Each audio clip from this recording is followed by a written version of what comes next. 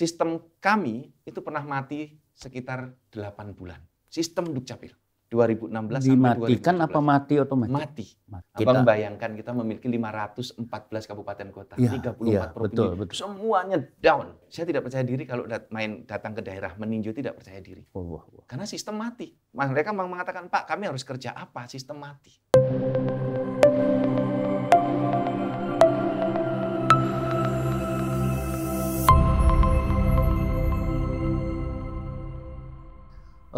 Ini luar biasa, Prof ya. Dulu waktu ya 1 dekade lalu kita agak miris, ya, ironis mendengar Dirjen ini kan. Dalam ngurus KTP susah, ada lagi bayar-bayar gitu kan. Nah, itu kan kendala, hambatan. Nah, sekarang udah sejauh mana kendala hambatan di atas ini? Padahal saya tahu di Kemendagri postur keuangannya nggak begitu besar ya, kecil sekali. Ya, tapi Bang, pekerjaan Dirjen ini luar biasa hasilnya belakangan nih. ya. Uang nggak ada, tapi mungkin orang yang bersemangat mengabdi kepada bangsa dan negara sehingga semua pekerjaan bisa selesai. Ya. Alhamdulillah. Jadi Bang Bursah dan seluruh pemirsa, 6 tahun saya menjadi Dirjen. Kalau boleh bercerita. Iya, ini, cerita Bang. Pak, cerita aja Pak. 3 tahun pertama, ini kami relatif tidak bisa bekerja. 3 tahun pertama. Sejak memegang... Karena kami diperiksa KPK terus-menerus. Ini kan saya diminta oleh Pak Cahyo pada waktu itu, Pak Mendagri pada waktu itu di 2015, 1 Juli 2015. Saya mendapatkan keputusan Presiden, dilantik sebagai Dirjen Dukcapil. Nah, saat itu sedang gencar-gencarnya semua pegawai Dukcapil diperiksa oleh KPK. Di 2015, 2016, 2017. Walaupun nggak ada kaitan apa-apa. Kami nggak ada kaitan, saya juga diperiksa juga. Karena sebagai Dirjen dan dulu sebagai Kepala Biro Hukum. Diperiksa, sistem kami itu pernah mati sekitar 8 bulan. Sistem Dukcapil. 2016 sampai 2017. Dimatikan apa mati otomatis? Mati. Karena providernya yang mengerjakan itu tidak bisa dibayar karena uangnya disita oleh KPK karena ada kasus tipikor itu. Nah, saya berpikir nih dengan teman-teman seluruh Indonesia, bagaimana caranya agar layanan Adminduk tetap berjalan dengan baik. Maka pada waktu itu terbitlah surat keterangan sebagai penduduk. Surat keterangan pengganti identitas, pengganti KTPL. Nah, kemudian kami berkreasi terus-menerus, menghubungi para pihak, baru di 2017, bulan Agustus, sistem kita bisa hidup kembali. Jadi dari Desember sampai dengan Desember 2016, baru hidup di bulan Agustus 2017. Sekitar 8 bulan, 9 bulan sistem mati. Itulah menumpuk pada waktu itu pelayanan KTPL. Jadi saya mohon maaf kalau pada waktu itu pelayanan KTPL banyak terganggu, pelayanan Adminduk banyak terganggu. Baru di 2018 kami bisa bekerja dengan tenang. Karena pada waktu itu lelang KTPL gagal terus. 4 kali gagal lelang pengadaan KTPL. Karena apa? Karena semuanya takut. Semuanya takut. Gagal lelang sehingga kekurangan kurang lebih 20 sampai 25 juta keping. Nah, jadi 3 tahun berapa itu tadi? 50? Dari 25 sampai 50 juta keping. Kurang lebih 20 sampai 25 juta keping. Kekurangannya. Itu baru bisa dipenuhi di tahun 2020. Jadi kita membutuhkan waktu panjang untuk recovery ini. Dari 2018 sistem hidup, ya kan, bekerja. 2019 mulai running mengganti KTP-KTP yang belum tercetak. 2019 belangko masih kurang, kemudian dipenuhi di 2020. Alhamdulillah 2020, 2021 ini berjalan lancar. Nah, mulai 2018 sistem kita sudah mulai hidup, kita mulai lebih tenang Bang bekerja. Iya. Maka kemudian kita merancang gerakan Dukcapil Go Digital. Yang dulu manual-manual, kita dorong menuju layanan online. Online dan digital. Yang dulu masih manual harus datang, sekarang tidak. Boleh mengurus dari website di rumah. Dokumennya nanti juga kita kirim. Oke, sebelum kita lanjut ke soal itu, tadi jelas ada banyak sekali kesulitan, dana terbatas. Kesulitan yang paling besar dalam pengumpulan Dukcapil selama ini sejak Prof memimpin ini apa Pak yang paling besar? Pertama yang paling besar itu adalah ketika kami masuk semangat kerja, semua pegawai Dukcapil itu down. Bayangkan diperiksa KPK hampir 1 tahun. Gimana Prof memberikan spirit, membangkitkan semangat mereka itu? Dulu. Percaya kembali. Terus terang saya sendiri nggak percaya diri. Semua diperiksa. 2015, 2016. 3 tahun sistem mati. Ya kan? Iya, iya. Saya tidak percaya diri kalau datang ke daerah meninjau, tidak percaya diri. Wah. Karena sistem mati. Mereka mengatakan, Pak, kami harus kerja apa? Sistem mati. Akhirnya kami bekerja terus, mendekati semua pihak, meminta tolong. Akhirnya ketemu dengan teman-teman yang dulu mendesain sistem, kita hidupkan kembali. Kita hidupkan kembali, tentu saja perlu negosiasi, perlu pendampingan dari para pakar, ya. Yang banyak mendampingi kami itu BSSN, BPPT, BPKP itu banyak membantu saya di masa recovery itu. Oke, artinya kita memerlukan 2 tahun untuk pemulihan ini, mental, spiritual, meyakinkan jajaran struktural ini bahwa kita mesti bangkit. Abang bayangkan kita memiliki 514 kabupaten kota, 34 provinsi, betul. Semuanya down. Akhirnya pelan-pelan kita bangkitkan, kita rapat kerjakan, kita bangun semangat waktu itu. Namanya Dukcapil Bisa. Kata Dukcapil Bisa itu kita bangun sebagai satu tagline bahwa Dukcapil itu bisa. Bisa itu dari kata B, berkarya. I, inisiatif dan inovatif. S-nya sabar dan semangat. Luar biasa. Sabar dan semangat. Berkarya, inisiatif, sabar dan semangat. A-nya amanah dan adaptif. Karena para ahli kan mengatakan orang yang bisa bertahan hidup bukan orang yang kuat, bukan orang yang pintar, bukan, tapi orang yang adaptif. Iya. Oke, pemirsa Bursa Interaktif, luar biasa Dirjen Dukcapil di bawah Profesor Sudani bisa keluar dari kemelut, ya. Krisis mental, krisis kepercayaan, 2 tahun 2018 mulai bangkit. Bahkan dia mengeluarkan tagline Dukcapil Bisa, ya. Berkarya, inovatif, inisiatif, kemudian sabar dan semangat, dan amanah, adaptif dan amanah. Jadi ternyata kuncinya, ya, tidak lain daripada adaptif dan amanah, sehingga dia bisa melompat jauh ke depan. Prof, kita mengikuti berbagai media, medsos maupun media online, ya. Pekerjaan Dukcapil ini luar biasa belakangan ini, ya. Mulai ada terobosan-terobosan, boleh dikatakan transisi, ya, dari EKTPL warisan Pak SBY ke KTP digital, ya. Ini bisa nggak jelaskan proses EKTP digital ini? Ya, sebelum sampai di sana, Bang. Ya, boleh. Saya ingin menjelaskan dulu tentang yang namanya Dukcapil Go Digital. Ini adalah satu gerakan besar untuk merubah mindset. Apa yang ingin kita rubah? Bahwa Dukcapil itu bisa bergerak cepat. Tidak harus bertatap muka, tidak harus datang ke kantor, ya. Diurus dari manapun bisa. Nah, bagaimana kami mengawali? Ini yang saya ingin berbagi cerita kepada Abang. Pertama, yang namanya Dukcapil Go Digital itu adalah merubah perilaku. Perilaku seperti apa yang ingin kita rubah, pemirsa? Jadi, yang namanya Dukcapil Go Digital itu diawali dengan cara merubah yang dulu paling kita gemari, yaitu namanya tanda tangan. Iya, betul. Dulu tanda tangan di Dukcapil 2019 ke belakang itu dengan tanda tangan basah dengan masih ada, ya? Dulu. Nah, sekarang semua dokumen kependudukan di Dukcapil itu dengan QR code. Barcode. Iya, dengan barcode. Tidak ada lagi tanda tangan basah, tidak ada lagi cap. Coba apa kepanjangan QR? QR code itu adalah Quick Response Code. Jadi kode untuk melihat secara cepat isi data. Kira-kira seperti itu. Jadi dibuka QR code-nya, datanya bisa kita identifikasi.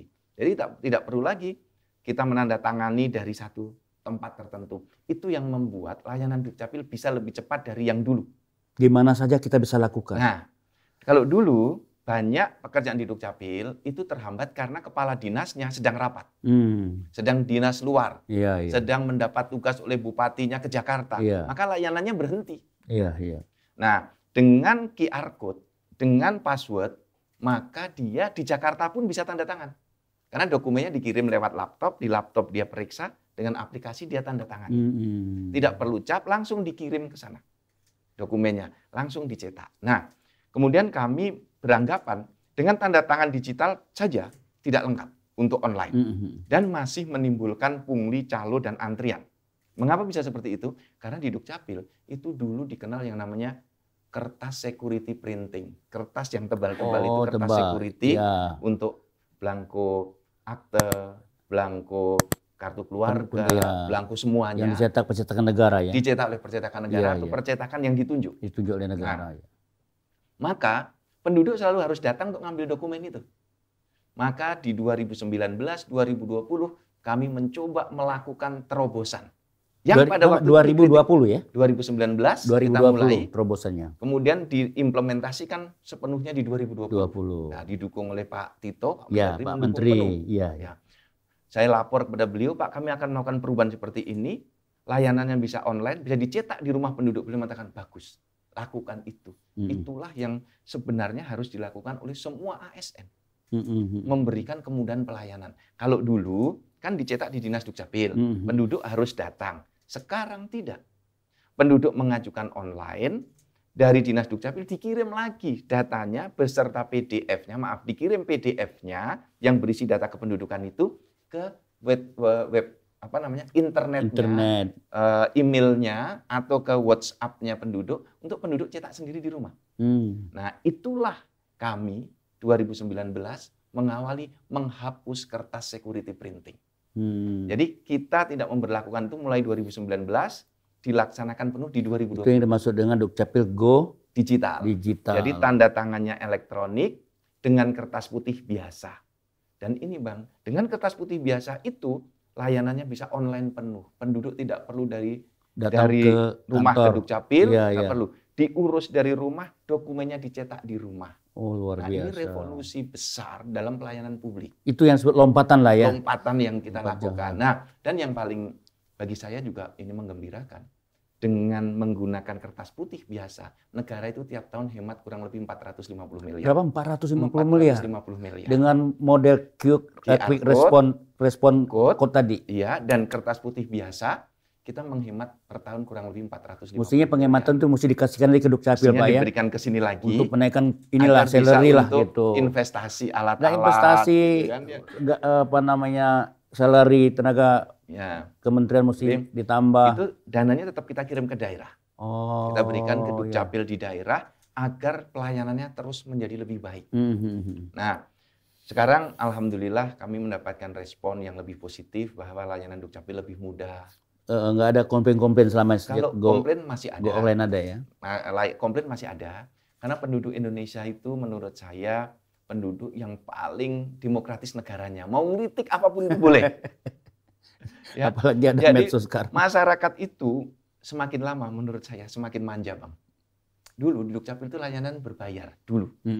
Sekarang layanan gratis. Masih protes. Dari berbayar ke gratis masih protes. Mestinya dikasih lagi duit dari rakyat bersenang. Kemudian dari layanan manual kita buat online bisa dicetak di rumah masih protes juga. Katanya ini kok lama? Oke, kita percepat menjadi 1 hari. Kok masih 1 hari? Kok nggak bisa 1 jam? Nah, ternyata itu saya mengambil sisi positifnya. Sisi positifnya adalah ternyata tingkat kepuasan itu tidak pernah ada batasnya. Jadi kita sebagai aparatur pelayan publik itu harus selalu meningkatkan kualitas pelayanan. Sampai kemudian akhirnya Abang, saya bersama teman-teman, itu bukan saya sendiri, teman-teman saya yang mendesain, itu anjungan Dukcapil Mandiri. Sehingga kalau Anda nggak punya printer di rumah, cetak aja di situ. Oke, nanti kita sampai ke anjungan Mandiri tadi. Jadi ini kita sudah memasuki go digital. Ya. Tentu ada kendala, hambatan, ya. Kemudian gimana sih Bapak mengarrange ya, mendirijenin. Namanya mendirijen tuh apa? Memimpin. Menjadi konduktor gitu ya. Konduktor bawahannya sehingga mereka itu ada leverage untuk mendukung pekerjaan profesor sebagai dirjen. Apa yang mesti ditunjukkan dengan mereka? Begini Bang, ada satu pekerjaan kita yang selalu menuntut satu tindakan yang sama, yaitu konsistensi. Jadi kita ini harus konsisten mengajak mereka berbicara. Maka kami setiap bulan itu paling lambat rapat kerja nasional setiap bulan. Sejak pandemi ini dengan Zoom memudahkan kami berkumpul. Berkomunikasi. 1000 pegawai Dukcapil. Saya dengan Zoom itu 1000 itu penuh terus. Dulu sebelum pandemi Dukcapil Go Digital ini kan gagal. Sebelum pandemi nggak berjalan dengan baik. Justru setelah pandemi layanan online meningkat. Meningkat sekali. Pegawai Dukcapil juga terbangun motivasinya untuk bergerak digital. Nah, yang kami lakukan adalah tagline Dukcapil bisa. Itu saya dorong terus-menerus. Yang kemudian konsisten menjelaskan ide-ide kita. kemudian konsisten menerapkan. Saya berikan reward dan punishment. Saya diberi saran oleh Pak Mendagri, beri arahan ke saya, Mas Yudan terapkan reward dan punishment. Jadi yang bagus dipuji, beri penghargaan. Yang jelek diberikan punishment. Punishmentnya apa? Cukup diumumkan. Jadi kita susun level pelayanan. Rontok mentalnya. Iya, sampai kami umumkan 50 daerah pelayanan terbawah. Kan kita punya 514 kabupaten kota. Yang 50 terbawah perekaman KTPL, 50 terbawah akta kelahiran, 50 terbawah kartu identitas, kita umumkan. Bukan ingin membuat malu, bukan. Agar mereka berkompetisi sehat. Agar mereka keluar semangat dari jebakan terbawah. Agar mereka semangat memperoleh prestasi ya. Iya, dan kita dorong bahwa kita tidak bersaing, tidak berkompetisi yang tidak sehat, tidak. Kompetisinya adalah sama-sama menjadi pelayan publik yang baik. Kan kita nggak perlu Kabupaten Bantul berkompetisi dengan Kabupaten Toraja, nggak perlu. Kompetisinya adalah mengalahkan dirinya sendiri. Mengalahkan rasa malas, mengalahkan zona nyaman, mengalahkan tidak mau melayani dengan yang dikalahkan itu dirinya sendiri. Betul. Sehingga kalau dia sudah bisa mengalahkan dirinya sendiri, bergeraknya cepat maju. Yang tadinya malas, pelayanan dibuka jam 9, kalahkan dirinya sendiri, buka jadi jam 8. Jam 8. Yang jam 8 ini kurang cepat, setengah 8 harus sudah dibuka. Siap. Iya, nah itu kita dorong jadi terus. Artinya ada transformasi budaya yang budaya kerja, Pak. Budaya kerja yang turunkan oleh dengan luar biasa. Bisa itu, kita awasi, kita beri motivasi. Motivasi dan reward kalau yang sukses. Betul, ya. gitu. Tapi ini kebijakan-kebijakan ini pernah nggak ditegur atau oleh Mendagri? Pak Mendagri saya memberitahu daerah yang tidak bagus terus kita buat surat.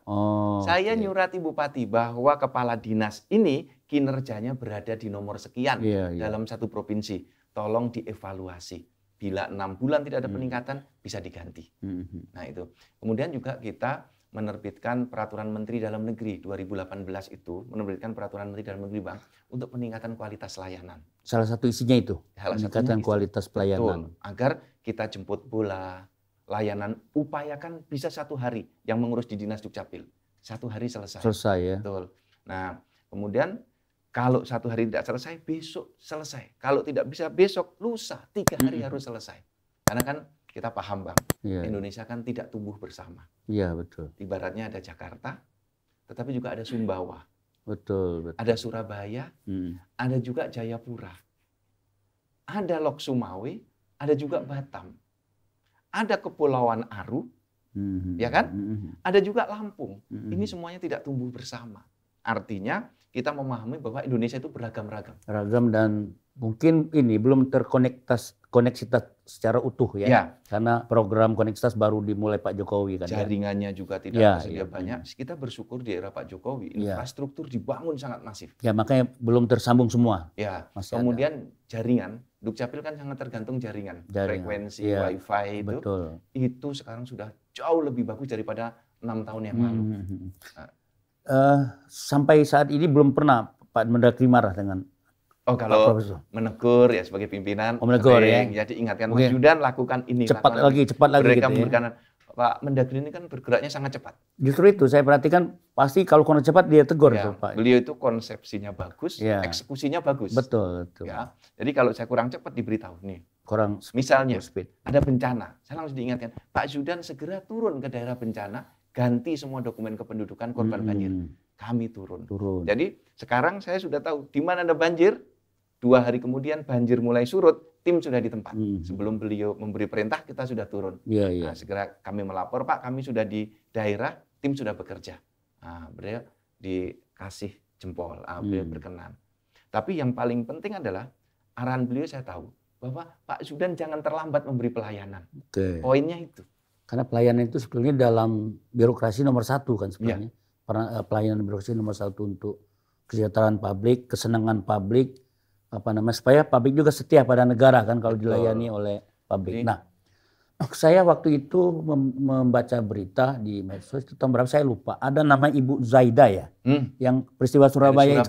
Betul. Mengurus Surabaya Jakarta itu udah Pak Menteri Pak Tito. Sudah Pak Tito. Nah itu marah nggak Pak Tito? Pak, saya ditegur oleh siapa? Ibu Zaida itu ya? Ibu siapa sih namanya itu? Dari Surabaya. Zaida ya?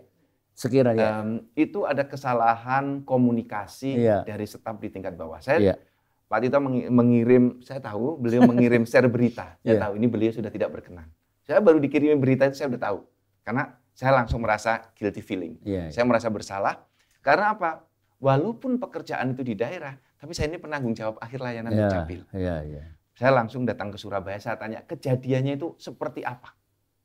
Tapi itu kejadian sudah selesai Bang sebenarnya. Viral beritanya itu, peristiwanya sudah selesai lama. Nah, jadi kejadiannya ada penduduk mengurus dokumen. Kemudian oleh petugas di sana diberitahu, wah dokumen ini sulit, harus konsultasi ke Jakarta. Ya kan? Nah, ibu itu menangkap bahwa konsultasi ke Jakarta harus datang. Padahal menurut staf sana, kenapa Anda ngomong konsultasi ke Jakarta? Ya Pak, saya kan harus konsultasi, harus saya telepon dulu Jakarta. Kesalahan komunikasi itu saya cek. Apa yang salah? Ternyata dia mengatakan harus konsultasi ke Jakarta. Ibu itu paginya udah datang di Jakarta. Cepat juga ya. Iya, jadi pagi ngurus di Surabaya nggak selesai, harus ke diberitahu konsultasi ke Jakarta. Sore dia berangkat, pagi sampai di ruangan di bawah. Oh, luar biasa. Akhirnya oleh staf saya, Ibu ngapain ke Jakarta? Mau membuat akta untuk anak saya. Masya Allah. Langsung Surabaya ditelepon, ini ada pendudukmu ke Jakarta, kenapa kau kirim ke sini? Enggak. Saya bilang konsultasi ke Jakarta, saya yang konsultasi, ibunya yang berangkat. Akhirnya, oke lah kalau begitu, dokumennya kamu WA kirim ke saya. Langsung selesaikan sini. Langsung dikirim dari Surabaya, dokumennya sudah selesai. Filenya sudah selesai. Dikirimlah ke Jakarta, dicetak, diberikan ke ibu itu. Akhirnya ibu itu berpikir begini juga, ternyata benar saya harus ke Jakarta baru selesai. Dan itu sudah dibuktikan teman saya itu nggak ada KTP, langsung dibuat sini bisa langsung selesai di sini dalam 5 detik. Luar biasa. Itu kemajuan yang sangat pesat. Dulu kan bertahun-tahun nggak saya KTP. KTP hilang ditunggu setahun 2 tahun.